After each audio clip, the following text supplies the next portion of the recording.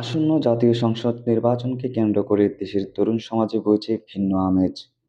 বিগত নির্বাচনগুলোতে ভোটাধিকার প্রয়োগ করতে না পারার আক্ষেপ ঘুচিয়ে এবার ব্যালট পেপারে নিজের রায় দিতে উন্মুখ নতুন ভোটাররা।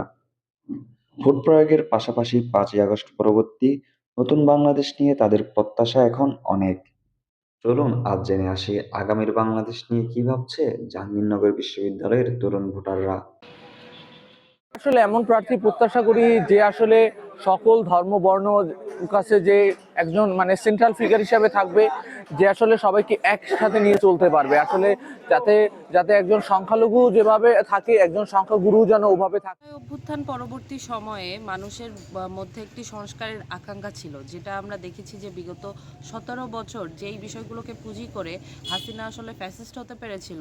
জুলাই পরবর্তী সময়ে বাংলাদেশের জনগণ চেয়েছে সেই ফ্যাসিবাদী কাঠামো যেন বিলুপ্ত হয় এবং সংবিধান সহ বিভিন্ন সেক্টরগুলোতে যেন জাতীয় নির্বাচনে এমন মানুষগুলো উঠে আসুক যারা বাংলাদেশ পন্থা নিয়ে কাজ করবে, যারা যেই নেতৃত্বগুলোই উঠে আসুক, তারা যেন বাংলাদেশ নিয়ে কাজ করে, বাংলাদেশের জন্য কাজ করে, মানুষের মঙ্গলের জন্য কাজ করে। ভোটার হিসাবে আমি আগামী সরকারকে এমন ভাবে দেখতে চাই যেন না সরকার শুধু ভোটের সময় নয়, সব সময় নাগরিক হিসেবে আমাকে গুরুত্ব দেয় এবং নিরাপত্তা প্রদান করে।